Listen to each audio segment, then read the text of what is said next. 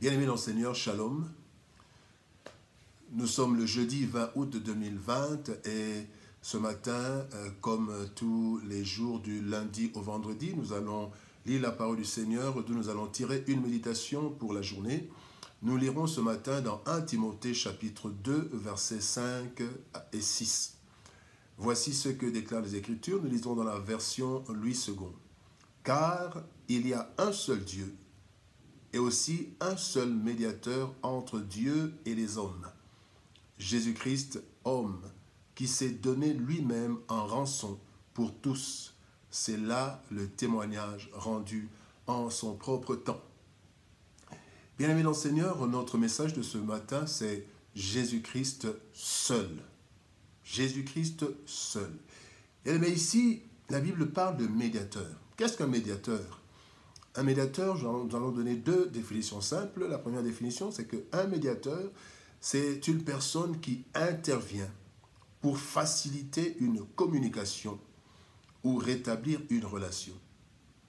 Et une autre définition nous dit, le médiateur, c'est une personne qui s'entremet pour résoudre un conflit, faciliter un accord. Donc ici, nous retenons que le médiateur se met entre deux personnes, entre deux êtres, entre deux personnes ou plusieurs personnes qui sont face à face, qui ont un conflit et qui veulent arriver à un accord. Et donc, il faut une communication pour rétablir la relation, résoudre le conflit en facilitant et faciliter un accord. Et il y a eu conflit entre Dieu et l'homme. Entre Dieu et l'humain, il y a eu un conflit et il fallait un médiateur, un intermédiaire. Et cet intermédiaire, c'est Jésus. Parce que c'est Jésus seul qui remplit les conditions d'un bon médiateur. Et en fouillant, en voyant un peu qu'est-ce qu'un bon médiateur, quelles sont les qualités d'un bon médiateur, nous allons juste citer 12 qualités données par un avocat qui a fait plus de 40 ans d'expérience comme médiateur. Il s'appelle Gagnon. Et donc, il donne 12 qualités. L'humilité, la capacité d'écoute, le non-jugement, la patience, la ténacité, la modestie, la capacité de maintenir une attention pleine et entière aux participants, un optimisme certain, mais réaliste, le sens de la préparation et de l'organisation, une éthique sans faille. Un excellent médiateur doit être plus blanc que neige. La capacité de faire face à une certaine solitude. La capacité de se remettre constamment en question, puisque chaque médiation comporte son lot de particularités et qu'aucune réponse n'est adéquate pour toutes les situations. Bien aimé, sur le plan scientifique, en regardant cela, je ne vois pas un homme qui a toutes ces qualités. Un homme peut avoir quelques-unes des qualités, mais il n'y a que Jésus qui est un excellent médiateur sur le plan scientifique. Et c'est ce que nous voyons. Et maintenant, voyons, bien aimé, ce passage nous dit, à la fin de ce passage, au verset 6, il est dit, c'est là le témoignage rendu en son propre temps. Ce témoignage, c'est que il est le seul médiateur, Jésus est le seul médiateur entre Dieu et les hommes. Car Jésus-Christ, homme, s'est donné lui-même en rançon pour tous. Et nous allons voir ici, nous avons vu l'aspect scientifique du médiateur, les qualités, et nous voulons voir, en fait, ce témoignage rendu en son propre temps, quels sont les éléments qui nous montrent que Jésus-Christ est le seul et l'unique médiateur entre nous et l'Éternel. Parce qu'il y a un conflit entre nous et Dieu. Et donc, il faut qu'il y ait un intermédiaire, un médiateur, pour que nous puissions être rétablis dans l'amitié et ce qui a été fait pour le chrétien. La première chose, Jésus-Christ est le seul qui est venu du ciel. Nous allons lire beaucoup de versets. Jean chapitre 3, verset 13 dit « Personne n'est monté au ciel si ce n'est celui qui est descendu du ciel, le Fils de l'homme qui est dans le ciel. » Et dans Jean chapitre 6, versets 38, 51 et 58, il est dit « Car je suis descendu du ciel pour faire non ma volonté, mais la volonté de celui qui m'a envoyé. Je suis le pain vivant qui est descendu du ciel. Si quelqu'un mange de ce pain, il vivra éternellement. Et le pain que je donnerai, c'est ma chair que je donnerai pour la vie du monde. » Verset 58, c'est ici le pain qui est descendu du ciel. Donc nous voyons ici, bien-aimés, que Jésus est le seul qui connaît Dieu, qui est Dieu, qui connaît en tant qu'homme, le seul qui a vécu au ciel, dans la présence du Père de Dieu. Et donc, parce que s'il faut qu'il y ait, qu'on rapproche deux personnes, il faut que la personne connaisse les deux personnes. Jésus-Christ est venu du ciel, il a pris notre nature. Voilà pourquoi Hébreux chapitre 4, versets 14 à 15 dit « Ainsi, puisque nous avons un grand souverain sacrificateur qui a traversé les cieux, Jésus, le Fils de Dieu, demeurant ferme dans la foi que nous professons, car nous n'avons pas un souverain sacrificateur qui ne puisse compatir à nos faiblesses. Au contraire, il a été tenté comme nous en toutes choses sans commettre de péché. » Donc Jésus-Christ, c'est le seul qui est venu du ciel et qui est venu sur la terre, qui connaît les réalités du ciel et les réalités de la terre. Donc pour qu'il y ait un bon médiateur, il faut connaître les deux personnes qui sont en conflit pour voir comment les remettre en relation. Ça, c'est la première chose. La deuxième chose qui montre que Jésus-Christ est le seul médiateur, c'est que Jésus-Christ, c'est lui le seul qui est mort pour nous et qui est ressuscité. Le seul qui est mort pour nous. Romains chapitre 5, versets 6 et 8 dit « C'est car lorsque nous étions encore sans force, Christ, au temps marqué, est mort pour des impies. À peine mourrait-on pour un juste, quelqu'un peut-être mourrait-il pour un homme de bien.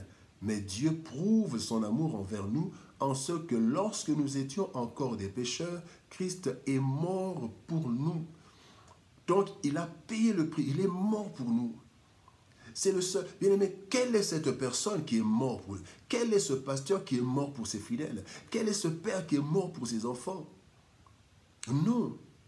Donc un pasteur ne peut pas être médiateur comme Jésus. Non. Nous ne sommes pas des médiateurs entre les hommes et Dieu.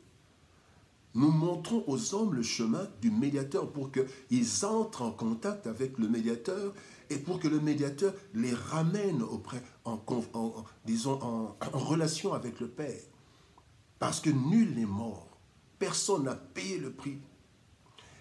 La troisième chose, c'est que Jésus-Christ est le seul qui est monté au ciel. Il est venu du ciel, il est venu sur la terre, il a vécu la condition humaine et il est reparti.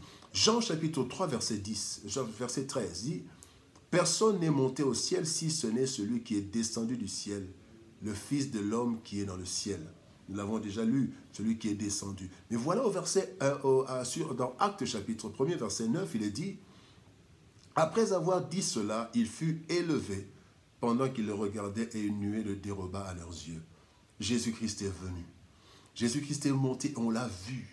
On a vu Jésus-Christ monter après ce travail. Il est monté et la Bible dit qu'il est assis à la droite du Père, intercédant pour nous. Il est monté au ciel. Il connaît maintenant quand il y a un problème. Vous savez, dans les qualités, il y a une qualité qui m'a retenu, c'est je crois la dernière, dit la capacité de se remettre constamment en question, puisque chaque médiation comporte son lot de particularités.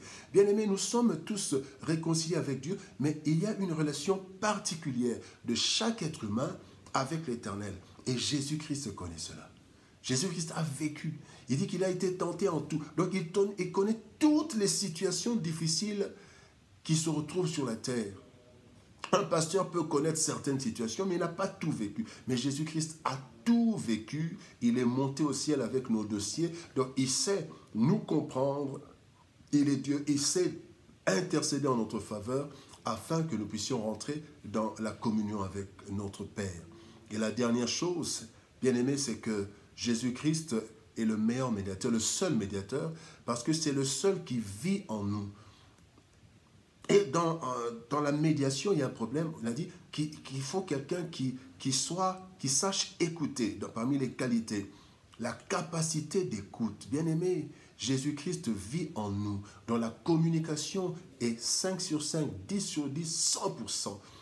Et il connaît même les pensées de nos cœurs. Avant même que nous puissions parler, il connaît les pensées. Et donc, dans la communication avec le Père, Jésus-Christ est le meilleur, le seul médiateur, parce qu'il est en nous. Galates chapitre 2, verset 20 dit, « Ce n'est plus moi qui vis, c'est Christ qui vit en moi. » Donc, il vit en moi, il connaît tous mes problèmes, mais les particularités, et il les amène auprès du Père. Et même quand... Vous savez, quand votre pasteur ou un saint ou je ne sais pas qui peut être votre médiateur, il y a d'abord un problème de communication entre nous et lui. Parce que le pasteur n'est pas toujours là. Les saints sont morts et on ne sait pas communiquer. Les saints sont morts et la Bible dit qu'on ne peut pas communiquer avec les morts. Donc, quand il y a une communication, nous parlons à Jésus-Christ, ce qui vit en nous, qui est en nous. Et quand la communication est parfaite, il amène cela auprès du Père, il amène ce qui opère en nous et il nous met en relation, non seulement par le péché avec le péché original, mais chaque jour de notre vie, quand nous déroutons et que nous entrons en conflit avec Dieu, il est le médiateur qui nous remet ensemble. Bien-aimés, de tous ceux qui précèdent, qui d'autre que Christ peut être intermédiaire, médiateur, entre Dieu tout-puissant, saint, pur, et nous, les hommes pécheurs, justifiés, en route vers la perfection et le ciel. Qui d'autre? Actes des Apôtres, chapitre 4, verset 12, dit, « L'affirme et le confirme, il n'y a de salut en aucun autre, car il n'y a sous le ciel aucun autre nom qui ait été donné parmi les hommes par lequel nous devions être sauvés. » Jésus, unique médiateur. Jésus-Christ seul. Le thème, Jésus-Christ seul, Jésus-Christ unique médiateur. Plusieurs personnes peuvent remplir le rôle de médiateur ou intermédiaire entre deux ou plusieurs personnes. Cependant, un seul peut l'être entre Dieu et chaque homme. C'est Jésus-Christ qui est en même temps Dieu et qui est homme. Il connaît le Père, il nous connaît car il est Dieu et homme. Ainsi, lui seul peut remplir pleinement ce rôle de médiateur.